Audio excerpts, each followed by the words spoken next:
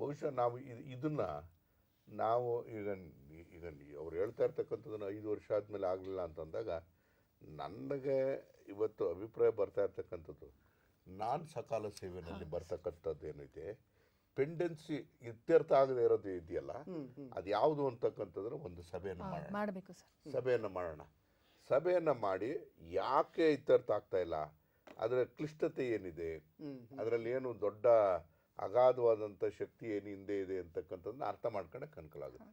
ಈಗ ಸಕಾಲತ್ತಿರತಕ್ಕಂಥ ಸೇವೆಗಳಲ್ಲೂ ಕೂಡ ಇದು ಬಹಳ ದಿವಸದಿಂದ ಇತ್ಯರ್ಥ ಆಗದೆ ಇರತಕ್ಕಂಥದ್ದು ಇಲಾಖೆಯವರು ಕೂಡ ಮುಟ್ತಾ ಇರತಕ್ಕಂಥದ್ದು ಯಾವುದಿದೆ ಅದನ್ನೇ ನಾವು ಆದ್ಯತೆಯಾಗಿ ಇಟ್ಕೊಳ್ಳೋದಕ್ಕೆ ನಾನು ಒಂದು ಸಭೆಯನ್ನು ಕೂಡ ಅಧಿಕಾರಿಗಳ ಸಭೆಯವ್ರನ್ನ ಕೂಡ ಮಾಡಿ ಅದು ಯಾವ್ಯಾವ ಇಲಾಖೆನಲ್ಲಿ ಅದು ಪೆಂಡೆನ್ಸಿ ಇದೆ ಅದನ್ನು ತಂದು ಅದ್ರ ಕಡೆಗೆ ತಾಕೀತು ಮಾಡ್ತಕ್ಕಂಥ ಕೆಲಸನೂ ಕೂಡ ಮಾಡ್ತೇವೆ.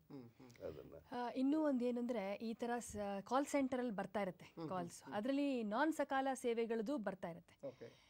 ಹಾಗಿರುವಾಗ ಏನು ಮಾಡ್ತಾರೆ ಅಂದರೆ ಯಾವುದು ಹೆಚ್ಚು ಬರ್ತಾ ಇದೆ, ಯಾವ ಇಲಾಖೆಗೆ ಸಂಬಂಧಪಟ್ಟಿರೋದು, ಯಾವ ಸೇವೆಗೆ ಸಂಬಂಧಪಟ್ಟಿರೋದು ಹೆಚ್ಚು ಬರ್ತಾ ಇದೆ ಅಂತ ನೋಡಿಕೊಂಡು ಆ ಇಲಾಖೆ ಸಂಬಂಧಪಟ್ಟ ಸೆಕ್ರೆಟರಿಗಳಿಗೆ ಕೂಡ ಮತ್ತೆ ಅಧಿಕಾರಿಗಳಿಗೆ ಕೂಡ ನಾವು ತಾಕೀತು ಮಾಡಿದ್ದೀವಿ, ಇದನ್ನು ಸಕಾಲಕ್ಕೆ ಸೇರಿಸಬೇಕು.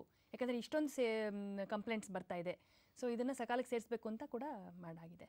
ಸೊ ಈ ಸಭೆನೂ ಮಾನ್ಯ ಮಂತ್ರಿಗಳು ಈ ಸಭೆನೂ ಮಾಡಿದ್ರೆ ಇದು ಏನು ಹೆಚ್ಚು ಪರಿಣಾಮಕಾರಿಯಾಗಿ ಇದಾಗತ್ತೆ. ಈಗ ನಾನೇ ಈಗ ಒಂದು ಹೆಣ್ಣುಮಗಳು ವಿಧಾನಸೌಧದಲ್ಲಿ ಕೆಲಸ ಮಾಡೋವಂಥ ಹೆಣ್ಣುಮಗಳು ಹೇಳ್ತಿರೋದನ್ನು ನೋಡಿದಾಗ ನನಗೆ ಅನಿಸುತ್ತೆ, ನಾನು ನನ್ನ ಇಲಾಖೆನ ನಾನು ತ್ವರಿತವಾಗಿ ಇದು ನೋಡಿ ಯಾಕೆ ಸಮಸ್ಯೆ ಹೇಳಿದ್ದು ಅದು ಕೋರ್ಟಲ್ಲೇ ಕೇಸ್ ಪೆಂಡಿಂಗ್ ಇರ್ಬೋದು, ನಾನು ಯಾಕೆ ನನ್ನ ಇಲಾಖೆನ ಇದಕ್ಕೆ ವ್ಯಾಪ್ತಿನ ತರಬಾರ್ದು ಅಂತೇಳಿ ನಾನು ಆಲೋಚನೆ ಬರ್ತಾ ಇದೆ.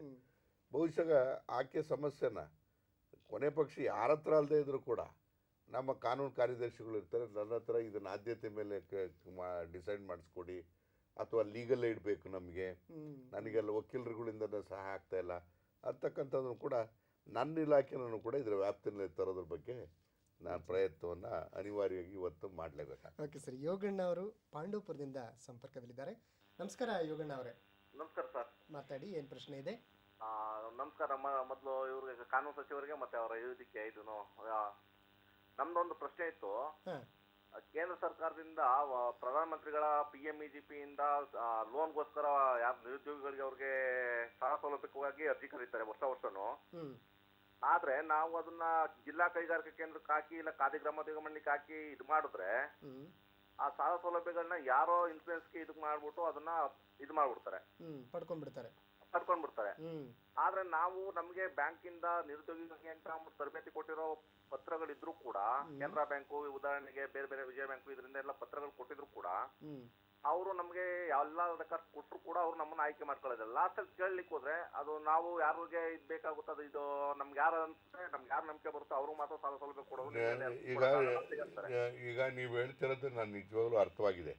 ಅದಕ್ಕೆ ನಾನು ಈಗಾಗಲೇ ಹೇಳಿದೆ, ಸಾಲವನ್ನ ಅರ್ಜಿ ಹಾಕಿದ ತಕ್ಷಣ ಕೊಡೋದಕ್ಕೆ ತೊಂದರೆ ಏನಿದೆ ಅಂತಕ್ಕಂಥದ್ದು ಕೇಳಿ.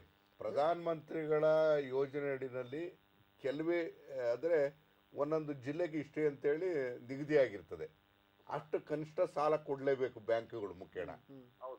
ಆ ಬ್ಯಾಂಕ್ಗಳನ್ನ ಕೊಡಬೇಕಾದಾಗ ನಾವು ಬೇರೆ ಬೇರೆ ಬ್ಯಾಂಕಿಗಳಿಗೂ ಅಲಾಟ್ ಮಾಡಿರ್ತೀವಿ.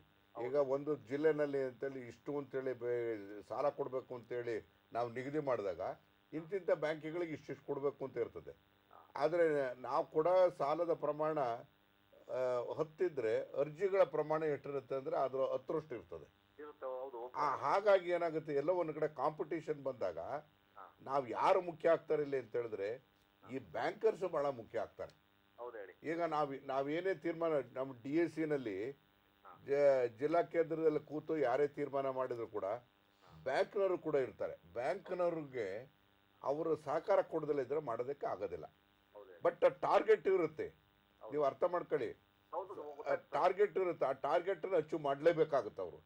ಹಾಗಾಗಿ ಏನು ಮಾಡ್ತಾರೆ, ಎಲ್ಲೋ ಒಂದು ಕಡೆಗೆ ಬೆನಿಫಿಷರಿ ಸೆಲೆಕ್ಷನ್ ಮಾಡಬೇಕಾದಾಗ ಅವ್ರ ನಿರ್ಧಾರಗಳು ಕೂಡ ಬಹಳ ಪ್ರಾಮುಖ್ಯ ಆಗ್ತದೆ. ನನ್ನ ಪ್ರಶ್ನೆ ಅದಲ್ಲ ಸರ್, ಆದ್ರೆ ನಾವು ಅರ್ಹತೆ ಇದ್ದು ಕೂಡ ನಮ್ಗೆ ಸಾಲ ಕೊಡಲ್ಲ, ಅರ್ಹತೆ ಇದ್ದವರು ಕೊಡ್ತಾರಲ್ಲ ಅದನ್ನ ನಮ್ಗೆ ಸಕಾಲದಲ್ಲಿ ನಮ್ಗೆ ಅದನ್ನ ಯಾರ್ಯಾರು ಮಾಡಿದ್ರೆ ಅವ್ರ ಹತ್ರ ಏನಿದೆ ಸರ್ಟಿಫಿಕೇಟ್. ಈಗ ಒಂದ್ ಕೆಲಸ ಮಾಡಿ, ಅರ್ಹತೆ ಇರ್ತಕ್ಕಂಥವ್ರು ನಿಮ್ಮಂಥವ್ರಿಗೆ ಸಾಲವನ್ನು ಕೊಡೋದನ್ನ ಬಿಟ್ಟು ಅರ್ಹತೆ ಇಲ್ದವ್ರಿಗೆ ಕೊಟ್ಟಿದ್ದಾರೆ ಅಂದಾಗ ಯಾರ್ದೋ ಒಬ್ಬರು ಶಿಫಾರಸು ಇದ್ದೇ ಇರ್ತದೆ. ಅದು ಶಿಫಾರಸು ಇರ್ತದೆ, ಅಥವಾ ಬ್ಯಾಂಕ್ ಮ್ಯಾನೇಜರ್ಗೆ ಒತ್ತಾಯ ಮಾಡಿರ್ತಾರೆ, ಅಥವಾ ಏನೋ ಒಂದು ಡಿಪಾಸಿಟ್ ಕೊಟ್ಟಿರ್ತಾರೆ, ಈ ಥರ ಎಲ್ಲ ಆಗಿರ್ತದೆ.